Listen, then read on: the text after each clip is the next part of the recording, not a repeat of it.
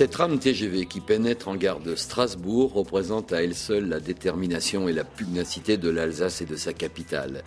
3 ans après sa mise en service, le TGV Est a déjà transporté plus de 36 millions de voyageurs. Aujourd'hui, plus personne ne conteste son succès qui sera encore renforcé dans un peu plus d'1 an par l'arrivée du TGV Rhin-Rhône qui fera de Strasbourg la seule ville française, hors Paris, au croisement de 2 lignes à grande vitesse.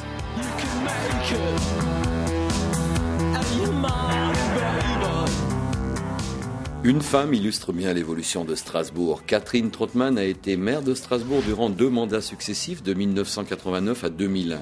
Plusieurs fois ministre, Catherine Trautmann est également députée européenne. Née à Strasbourg au lendemain de la Seconde Guerre mondiale, elle a grandi avec la ville qu'elle connaît littéralement par cœur, côtoyant aussi bien les anciens Strasbourgeois, ceux issus des grandes familles qui ont fait la richesse de cette ville, que les milliers de Strasbourgeois d'adoption qui vivent depuis dans la capitale européenne.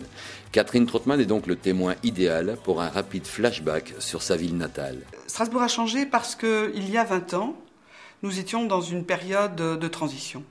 Transition par rapport à l'approche urbaine, la vie des gens, les habitants. C'est pas encore la révolution numérique qu'on connaît aujourd'hui, mais c'était déjà la modernité qu'il fallait introduire. Donc le tramway, avec tous les conflits, la rénovation urbaine, la dynamique économique, universitaire et de création. Et donc, au fond, c'est là qu'on a créé une sorte de base qui est aujourd'hui la base sur laquelle nous pouvons transformer et relancer le processus aujourd'hui.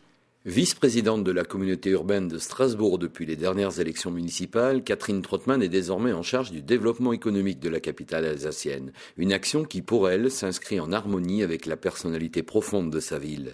Alors qu'on avait passé au travers des crises précédentes à peu près bien, on a été beaucoup plus touché par cette crise-ci. On perd des emplois et ça, c'est une priorité absolue pour nous.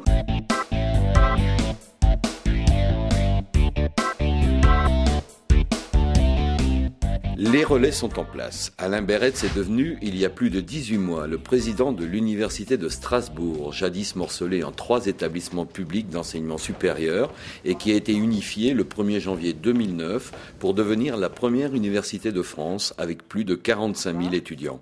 Le nombre d'étudiants n'est pour lui qu'un indicateur parmi d'autres. Si l'Université de Strasbourg va bénéficier des effets du grand emprunt national pour moderniser et développer ses structures et son rayonnement, de son nouveau bureau érigé au cœur du campus, Alain Beretz a l'œil rivé sur la réputation première de l'Université de Strasbourg, son talent d'associer les laboratoires de recherche avec le monde universitaire. La recherche est à l'université parce que notre objectif, c'est d'élaborer les connaissances, faire de la recherche, puis de les transmettre. Donc il n'y a pas d'enseignants universitaires sans recherche. Et ce qui fait la particularité de l'université, c'est de transmettre après. Donc en fait, votre question provient, je pense, plutôt d'un aspect statutaire, enfin il me semble, c'est-à-dire qu'il existe d'une part les universités, d'autre part les organismes de recherche, et qu'il peut y avoir une analyse qui montre que les deux seraient plus ou moins indépendants. En fait, à Strasbourg, ça n'a jamais vraiment été le cas, car nous sommes le site en province où le CNRS est le plus présent, donc il s'agit vraiment chez nous depuis longtemps d'une symbiose, pas toujours parfaite, mais en général très très bonne, entre l'organisme de recherche et l'université, le CNRS, mais aussi l'INSERM et l'INRA, puisque nous sommes associés à une unité à Colmar. Donc au contraire, ce qui caractérise l'université de Strasbourg, c'est sa force en recherche et donc sa symbiose avec les organismes de recherche.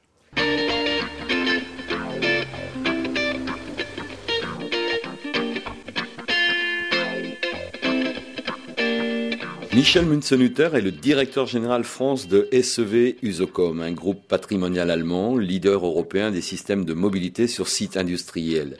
Il dirige 1800 personnes en France depuis le siège d'Haguenau, à 30 km au nord de Strasbourg. SEV Usocom est le type même de ces nombreuses PME industrielles d'origine étrangère, implantées depuis plus de 40 ans maintenant, et qui ont longtemps fait de l'Alsace un pays de cocagne en matière économique, dont les statistiques faisaient l'envie de la plupart des régions françaises. Mondialisation oblige, l'Alsace doit aujourd'hui faire face aux mêmes difficultés que l'ensemble du pays. Ces chefs d'entreprise, plongés au cœur de la compétition mondiale, ont une conscience aiguë des enjeux économiques de ce début du XXIe siècle. C'est pas l'entreprise la plus grosse qui va gagner, mais c'est l'entreprise la plus réactive. Donc comment est-ce qu'on va pouvoir faire face plus vite aux demandes ou aux nouveaux désirs du marché que les autres? Il va falloir continuer à se battre. Alors, il y a un thème qu'on entend beaucoup aujourd'hui, c'est « faites la différence par l'innovation ». Je dis, méfions-nous de ça. Méfions-nous de ça. Bien sûr qu'il faut innover, il faut continuer constamment à progresser, mais dans les autres pays, ils commencent à être très bien formés, ils sont tout aussi brillants que nous, ils innovent autant que nous. Donc l'innovation seule ne fera pas la différence.